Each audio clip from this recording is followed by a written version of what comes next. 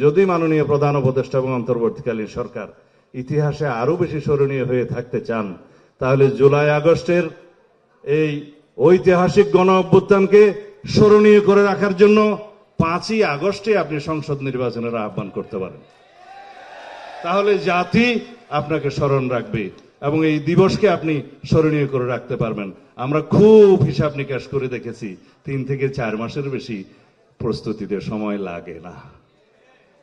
12ই June নির্বাচন হয়েছিল বর্ষাকালে 1996 সালে। আমি নিজেও সেই একটা নির্বাচন করে জয়ী হয়েছিলাম। তখন জ্যৈষ্ঠ মাস, গরম এবং বৃষ্টি দুটোই আছে।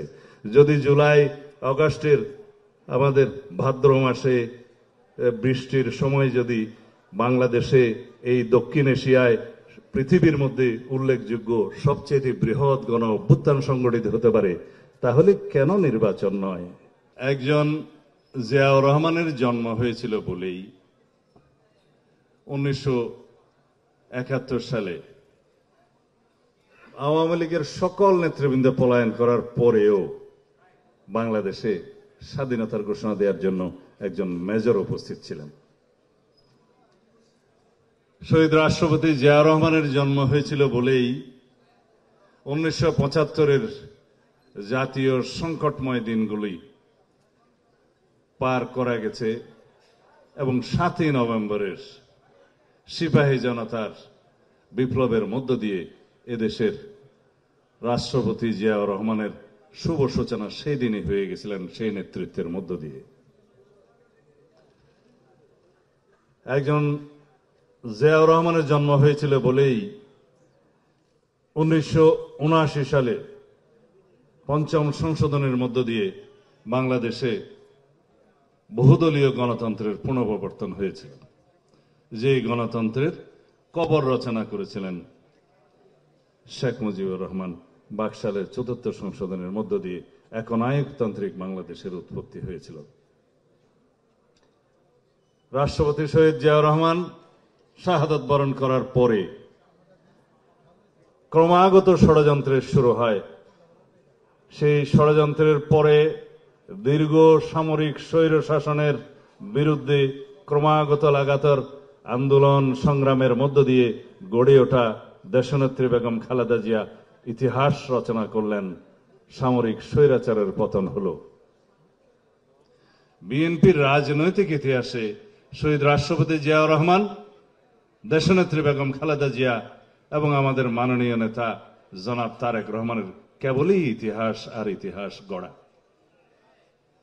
1990-এর সে সামরিক স্বৈর শাসন বিরোধী গণ অভ্যুত্থানের পরবর্তীতে 1991 সালে বাংলাদেশে ঐতিহাসিক দ্বাদশ সংশোধনের মধ্য দিয়ে বাংলাদেশে সংসদীয় রাজনীতির প্রবর্তন হয়, সংসদীয় সরকারের প্রবর্তন হয়।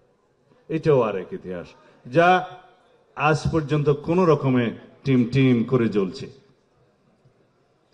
1996-তে তখন আমিও একজন সংসদ সদস্য হয়েছিলাম। কেয়ারটেকার সরকারের যে বিধান, প্রথমে আমরা মানতে চাইনি, গণদাবির মুখে আমরা মেনেছি। সেই বিধান দেশনেত্রী বেগম খালেদা জিয়ার নেতৃত্বেই সারা রাত সংসদে আলোচনার মধ্য দিয়ে কেয়ারটেকার সরকারের প্রবর্তন হয়। তত্ত্বাবধায়ক সরকারের ব্যবস্থা চালু হওয়ার মধ্য দিয়ে আরো 3টি নির্বাচন অনুষ্ঠিত হয়। বাংলাদেশের মানুষ রাজনৈতিক সংস্কৃতি হিসেবে তত্ত্বাবধায়ক সরকার ব্যবস্থাকে যখন আপন করে নিল, সেই তত্ত্বাবধায়ক সরকার ব্যবস্থাকে বিলোপ করার জন্য আবার শেখ মুজিবের সেই বাকশালী কায়দায় তদীয় কন্যা শেখ হাসিনা 2011 সালে পঞ্চদশ সংশোধনের মধ্য দিয়ে সেই তত্ত্বাবধায়ক সরকার ব্যবস্থা বিলোপ করলেন।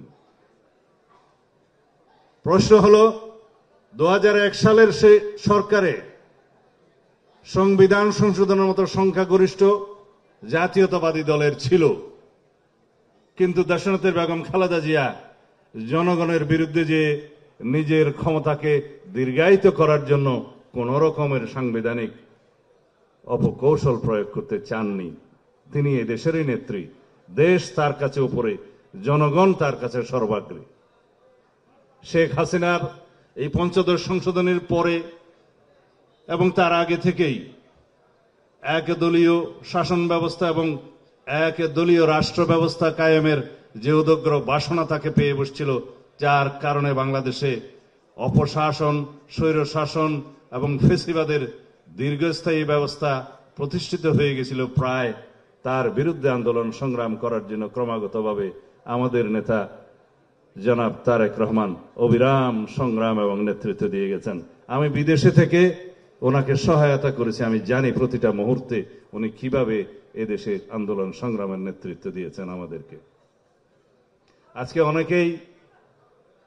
অনেক বাচ্চা লোক, সরি আমার একটু অসুবিধা হয়ে যায় ওই দীর্ঘ 10 বছর বিদেশে থাকার কারণে আর কি, যারা অল্প বয়সে সরকার পরিচালনার দায়িত্ব পেয়েছেন তাদেরকে মিন করছি।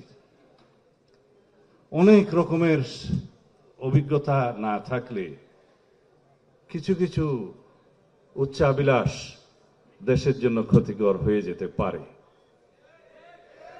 সেজন্য বলছি, আন্দোলন সংগ্রামের প্রতিটি স্তরে মুহূর্তে সারা বাংলাদেশের মানুষকে একত্রীকরণের জন্য এবং রক্তক্ষয়ী ফ্যাসিবাদ বিরোধী সংগ্রামের জন্য আমরা যেভাবে দিন রাত আমাদের নেতা জনাব তারেক রহমানের নেতৃত্বে কাজ করেছি, এখানে সকলেই জানেন, আপনারা জানেন, একদিনে আসমান থেকে টপকে 5ই আগস্ট পতিত হয় নাই। It's a result of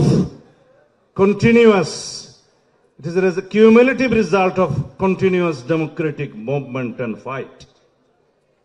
যেখানে বাংলাদেশের প্রত্যেক জনগণকে ফ্যাসিবাদের বিরুদ্ধে একাত্মতা প্রকাশ করতে হয়েছে, সংগ্রাম করতে হয়েছে, আত্মদান করতে হয়েছে, যার ফলে ফ্যাসিবাদের পতন হয়েছে।